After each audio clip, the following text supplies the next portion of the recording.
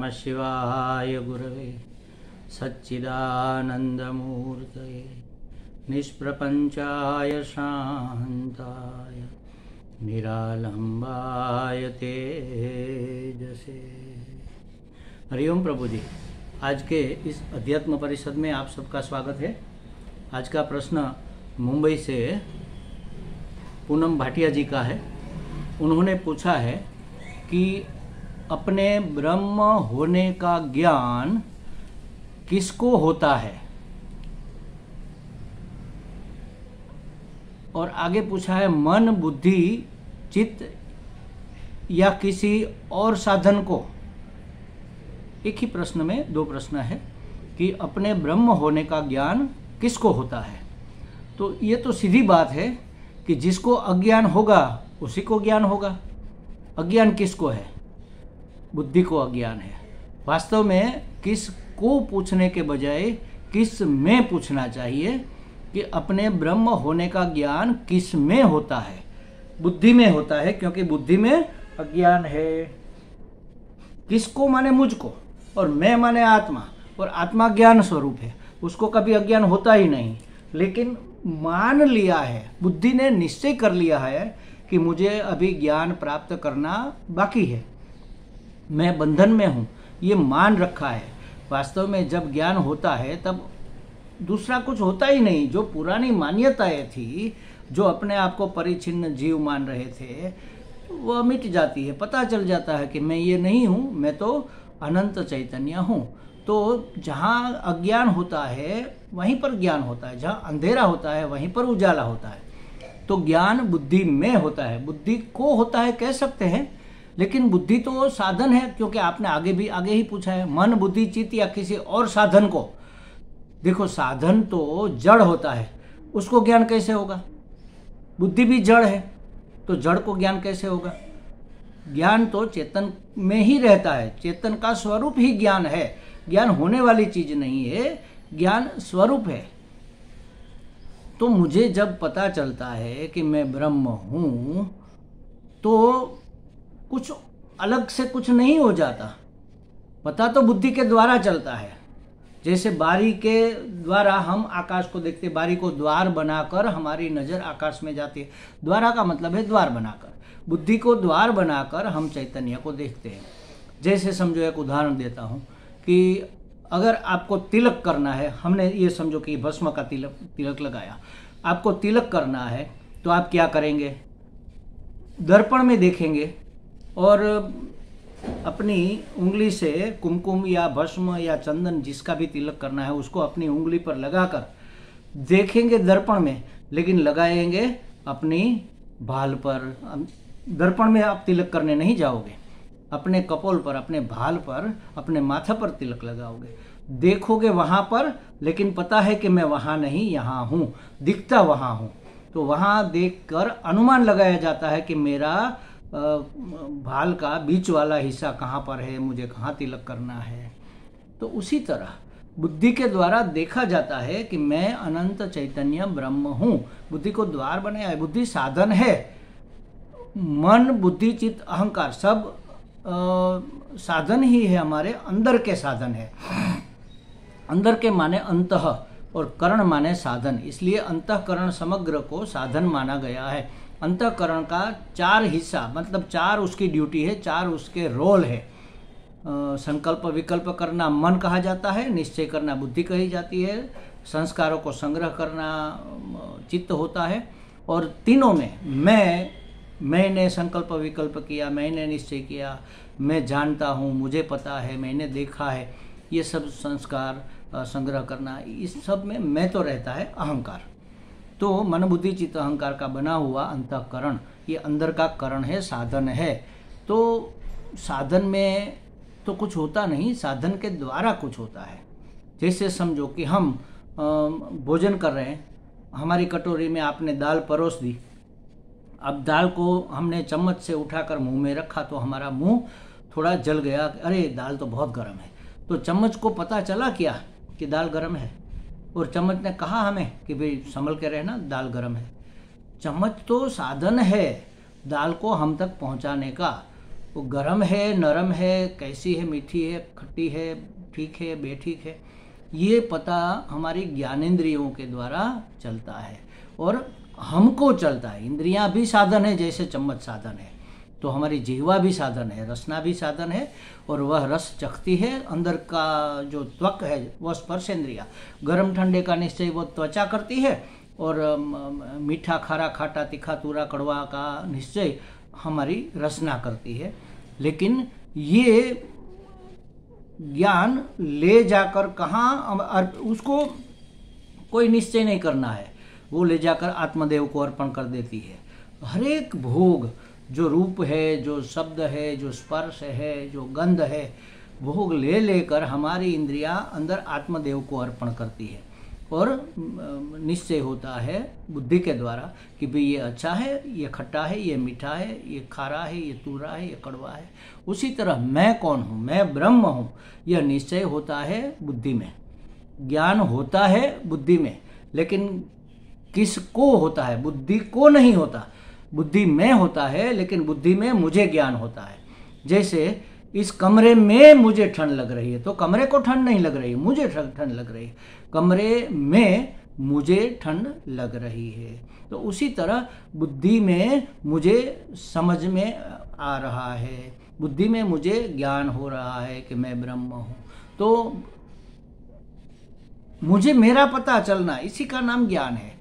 तो किसको का मतलब नहीं है, मुझी को मेरा पता चलता है। मैं जीव नहीं हूँ, मैं मर्यादित नहीं हूँ, मैं परिच्छिन्न नहीं हूँ, मैं कर्ता होकर भोक्ता बनने वाला मैं नहीं हूँ, मैं अनंत चैतन्य हूँ। मेरी सन्निधि में मेरे अंतःकरण और बहिष्करण ये सब काम कर रहे हैं। मेरी सन्निधि मात्र से ये सब हो रहा है। तो अंधेरा कहाँ पर था, अज्ञान कहाँ पर था? बुद्धि में। तो ज्ञान बुद्धि में होगा, लेकिन ब्रह्म होने का पता किसको चलेगा?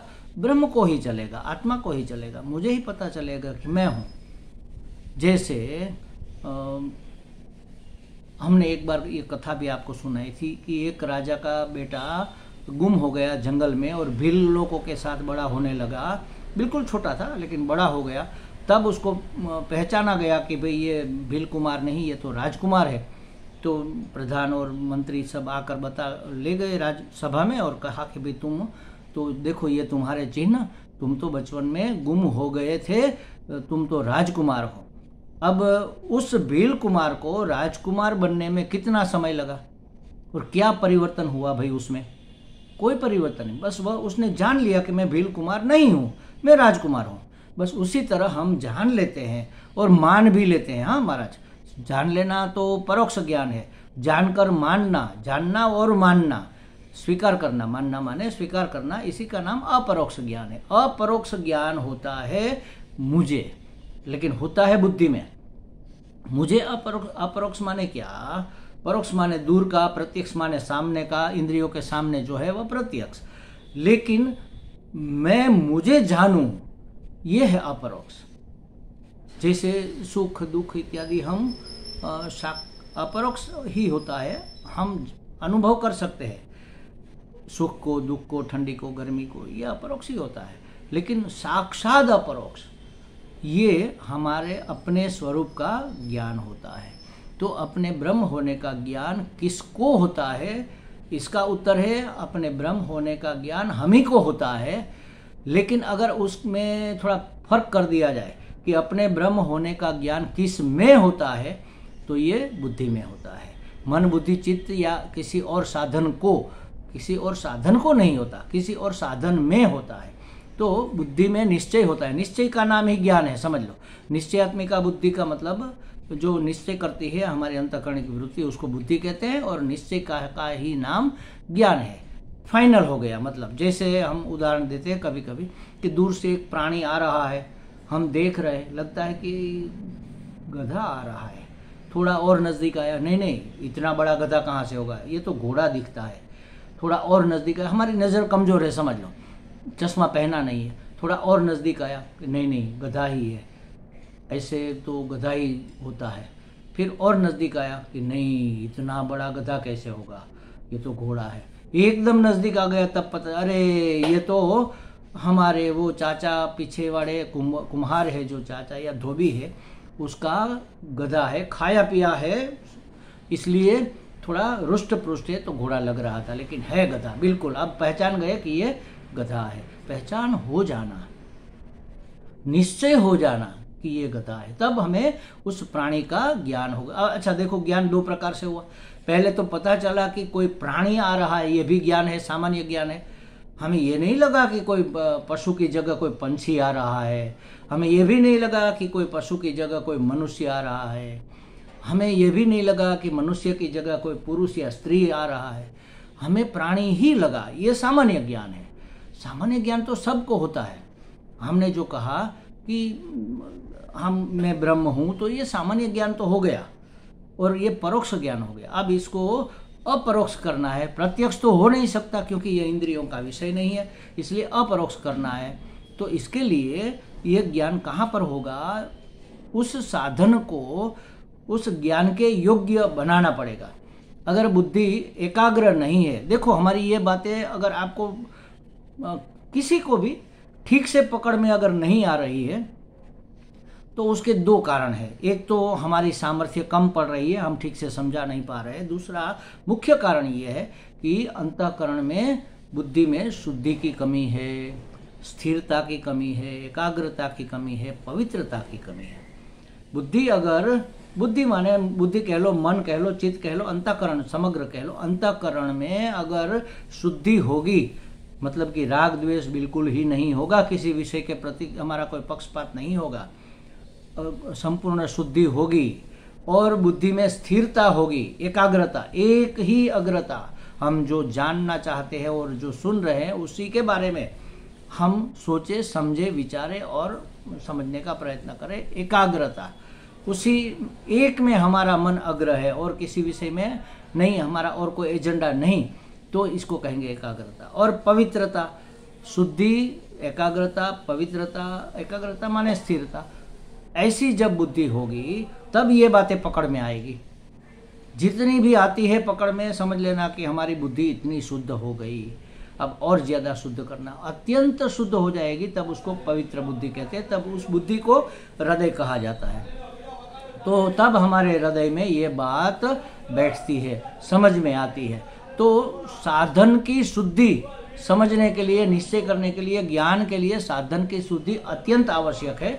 और ये शुद्धि की ही साधना है महाराज। परमात्मा प्राप्ति की कोई साधना नहीं होती। परमात्मा तो प्राप्त ही है, लेकिन समझ में नहीं आ रहा, पहचान में नहीं आ रहा, उसके लिए हमें बुद्धि की शुद्धि करनी पड़ेगी। बुद्धि को तीक्ष्ण करना पड़ेगा, एकाग्र करना पड़ेगा और पवित्र बनाना पड़ेगा, तब हम ये बातें समझ में आएगी।